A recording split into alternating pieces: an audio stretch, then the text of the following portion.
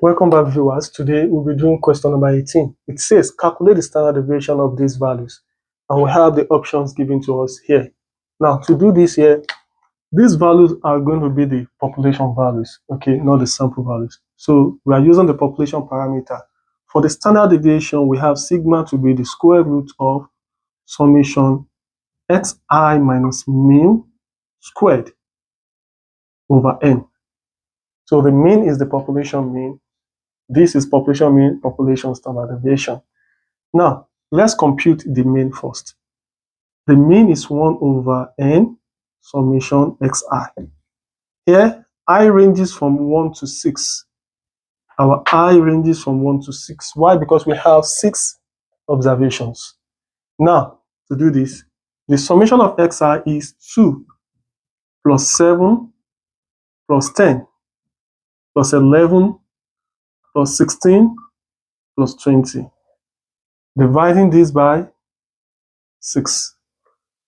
Now, if you add all this together, this should give us 66 over 6.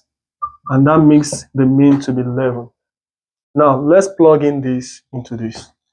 Let's compute our summation of xi minus mu all squared. So to compute this, that means you want to subtract the mean from each of the observations and you square the values. Now, that is going to be, the first observation here is 2. 2 minus 11 squared plus 7 minus 11 squared plus 10 minus 11 squared plus 11 minus 11 squared plus 16 minus 11 squared, and lastly plus 20 minus 11 squared. Now, this is going to be 2 minus 11 is going to be negative 9. If you square that, you have 81. 7 minus 11 is going to be negative 4. Squaring that, you have 16. 10 minus 11 is negative 1. If you square that, we have 1. This is going to be 0. 16 minus 11 is 5. Squaring that, we have 25. 20 minus 11 is going to be 9. If you square 9 squared, is going to be 81. Now, let me, using my calculator, I'm going to add everything together.